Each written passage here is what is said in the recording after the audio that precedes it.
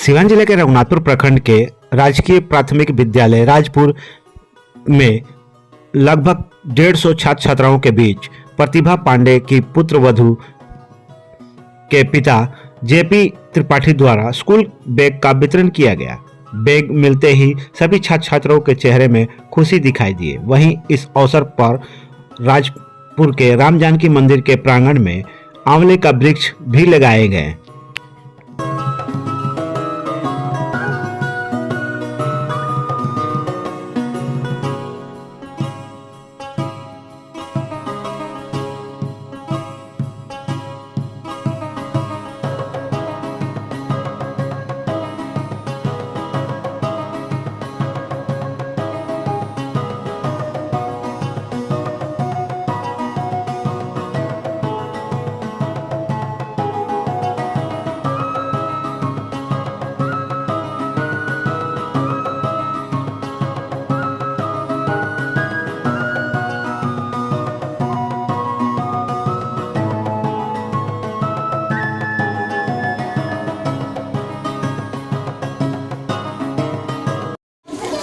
Bag मिला, कैसा लग रहा है बाबू?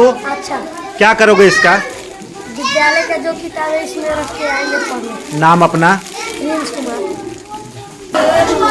बाबू स्कूल का बैग मिला, कैसा लग रहा? बहुत खुशी महसूस। क्या करोगे बैग का? इसमें अपनी बुक, कॉपी और पेंसिल रखूंगी। क्या नाम है अपना? संस्कृति से।